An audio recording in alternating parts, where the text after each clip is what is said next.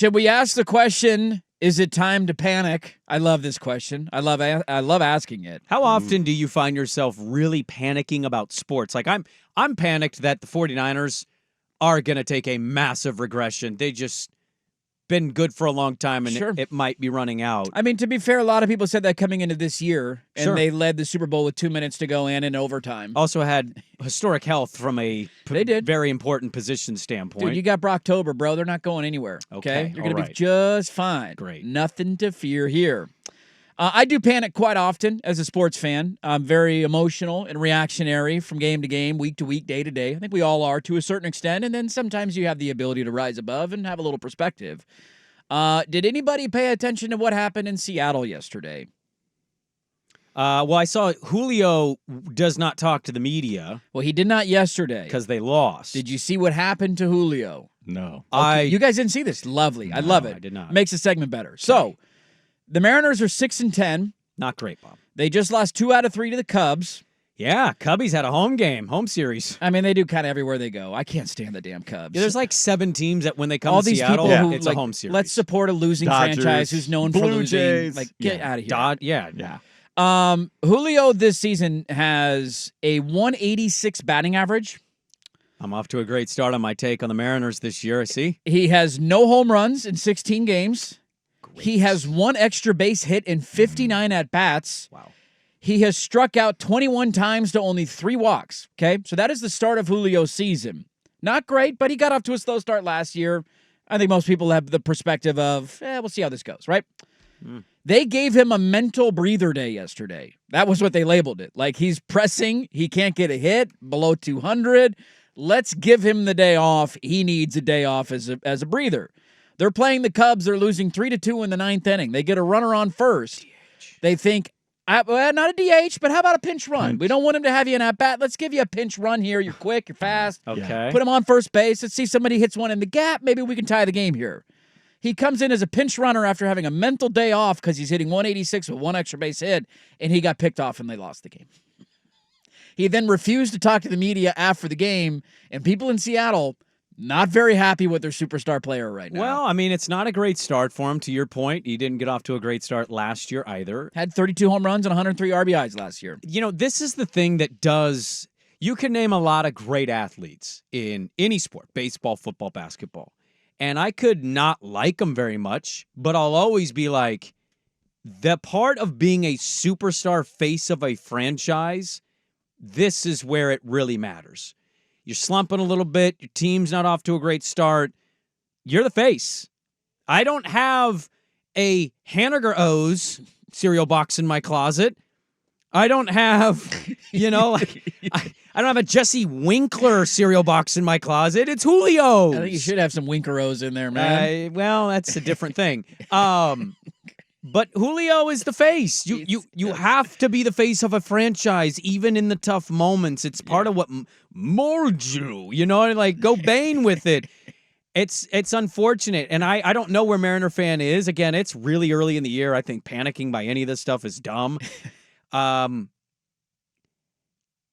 Does he feel like the player we thought he would be 2 years ago when he kind of burst onto the scene? And I know he had the moment last year, but I wonder if Mariner fans are kicking that around in their own heads, Here's what I will say. I think there's, like quite often in life and in sports, there is a reasonable answer to this, and both sides of the crowd are usually right. There's some up there that are panicking because, like, this is horrible. 16 games, 1 extra base hit. Like, that's a terrible start to the year. The team is floundering. They can't score runs. Like, we need you to step up and be a leader. I know he's, 23 years old? Like, he's incredibly young. Yeah. But he's been kind of, to your point, he's been made the face of the franchise. Like, you got to take on a leadership role there. And to skirt out and not talk to the media because you made a mistake, like, dude, own up to it. You're a professional athlete. You got a big-time contract. Like, go sit down, own up to your mistake, and answer questions after the game like a big boy. So there's some truth to that. The counter argument to it, and I'm glad we got a text about this from one of our P1 said, I went to the game on Saturday this weekend. We had one guy in the lineup hitting over 200. Our ability to come through is worse than Ipe's ability to gamble. And this is the other counter argument to it, and it's why, as a Mariner fan, like, I've ranted about this with Blazer fans of the supporting and accepting of whatever the organization does. Like, you're a member of a cult. If you cannot take a step back, be critical of what they're doing, not just support every move. Not every player is going to be a fan favorite. Like, it's okay to point the finger at the teams you root for and say, you're not doing a good enough job. Yeah. I'm not happy as a fan. It's pro sports. There are some Mariner fans that will continue to do that and will support no matter what. I would be ripping my head off if I was a Mariner fan, because you know one of the reasons why Julio is having such a down year? They have no protection for him in the lineup. Right. Look, go watch a Dodger game, and you're going to see Mookie Betts and Shohei and Freddie Freeman have insane years. Now, I'm not asking you to spend that kind of money, but the reason they're going to have such good years is you have to pitch to them, because the next guy in the lineup, if you walk Mookie Betts, congratulations, pitch to Shohei. And by the way, 4-5-6 is Will Smith, Teoscar Hernandez, and Max Muncy. Yes, Teoscar Hernandez is a forgotten part of the Dodger lineup. He was like the second most important Mariner last year. So, there's truth on both sides of this. He needs to be better, and he needs to hold himself to a higher standard, but also it's really difficult when you can just pitch around everybody else in a lineup because they're all hitting $175, and then Julio's coming up with nobody on and 2 outs every time he's up. Yeah, I don't really have any response to what you said. You're laying it out pretty well. I guess what I would ask you, I think you go a bit extreme with the labeling of cult. I think there's a lot of diehard fans, and you can't stop being a fan of your team.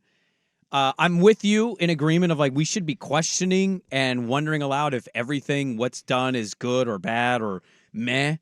I think that's totally fair.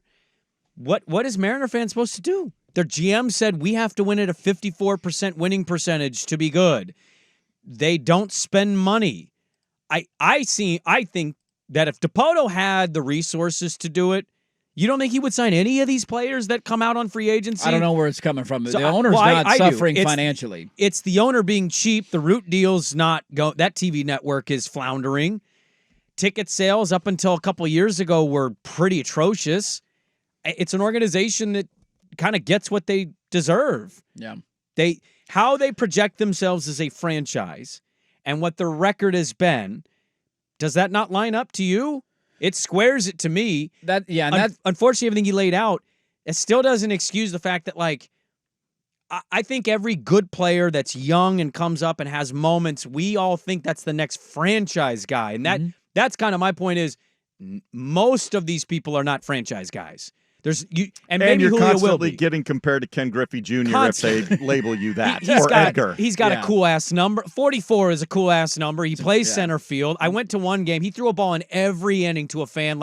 Everybody loves this dude. He's on a cereal box. He's at the home run derby. Such a fun name, too. Julio Rodríguez. He's got gorgeous eyes. Everything about him smells seems fantastic. Perfect. He's big. Just He's delightful. built. He's felt like his ass. Oh, my God. I could only dream of my daughter marrying a man like this. But it doesn't always mean they're going to be a great husband. No? It doesn't always mean they're going to be a franchise I think Mariner fans should adopt what the Phillies fans did with Trey Turner last year. Like a cheer support crowd? You need to be supportive. Are they booing him, though? Philly fan will boo you before they cheer you. That's true. Yeah, I just, to your point about what should Mariner fan do, you know my stance on it. You want him to abandon fandom and become a Swigard. No, it's not abandoning fandom. I don't ever support abandoning fandom. House Atlanta today. I support pausing fandom and not financially supporting something that doesn't care about you. But what if you love going to baseball games? You can still go. Yeah. Well, but that's I see you say it. I don't know if I would. I mean, it's different if I had a baseball team in my city. Maybe I would feel differently about it. I think you would. But there's just an aspect of handing. We had a Blazer fan text in because I jokingly said in the open of the show, why would anybody watch the final Blazer game of the season? Explain to me why. Somebody texted him, why watch Rockets Blazers? So he went back to the last home game. He said, I paid to go to the Moda and watch because you miss it. I suggest you go see Scoot's end of the half heave. I don't love the idea of giving my money to people who don't care about me. And I understand that you enjoy doing it. And if you want to watch on television, that's fine. But at some point, there needs to be more pushback from the fan base. And I think it's going to come as the year goes. If this continues, dude, that place is going to be empty by July. Well, I think there's a middle ground between what we're maybe going back and forth on here.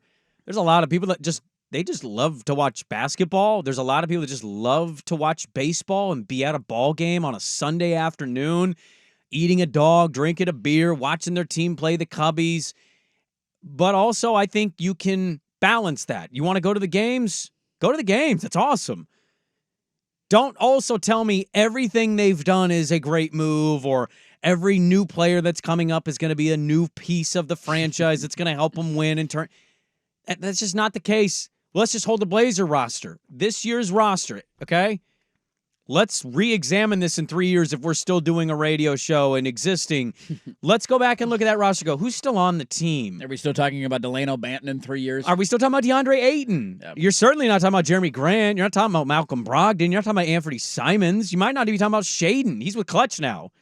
Clutch wants their clients to be showcased. Clutch wants their clients to go get the bag. I don't know does Shaden scream rookie max extension to you? Not quite yet, but Clutch is going to want it. So I think there's a balance and in between with what you're saying. I feel bad for Mariner fan. I do too. I wouldn't be watching every night on television. I wouldn't be a John Sukanik, but I also understand people love baseball. People want to go to ball games. I think there can be a balance between what we're talking about. Easier said than done, no doubt. It's one of those things of, it reminds me kind of the Dame and CJ stuff that we went through year in and year out here, of knowing that backcourt can't win at a high level. You got two undersized guys who don't play a lot of defense. Like, we know there's a limitation on how far they can go. And yet some fans and some people talking themselves into a different result every year when the ingredients to make the dish did not change. The Mariners have not spent or taken building an offense seriously at all. So why would we expect any sort of different result this year? They might turn it around. They might compete for a wild card. Their pitching staff is still loaded. I'm not doubting that. They're going to be around probably 500 for most of the year, and that's good enough to be in the mix to make the playoffs. I'm not counting them out yet. But their offense is horrendous. We knew their offense was going to be horrendous. Here their offense is horrendous. Like, we shouldn't expect anything different. Part of me does feel bad for Julio for all of that onus kind of falling on him and having to feel like he's the savior every game because he has no help. Only final point I'll make on this. It sucks when the Oakland Athletics are better than you by record, and I didn't follow, I guess, enough. What happened to the Astros that I'm missing? They're falling apart, man. They're a dumpster. They're not doing good to start the year. They're like 6-11. 7 straight years in the ALCS might be coming to an end. Let's all pray. Well, you wanted to praise them last year, swing their sweet tunes. Yeah. I would love for my team to go to 7 straight NLCSs. That'd be really cool. Well, you'd be asking the pressure cooker questions that we just did on the Boston Celtics. I don't know if you would. Hey, they got multiple championships in the mix. That cat overrides it, okay? Cheat and get to the highest level. I'm all for my team doing it. Why did you use the Dodgers? You could use the Braves. Our lineup, we have no pitching. Use the Braves. I mean, your lineup's okay. We've won more recently. We've won a real World Series. Strider's out. We didn't play a COVID bubble 60-game season year that didn't count. You guys are barely above 500. We didn't spend $1 billion on our team. We have team-friendly contracts. Could have used us.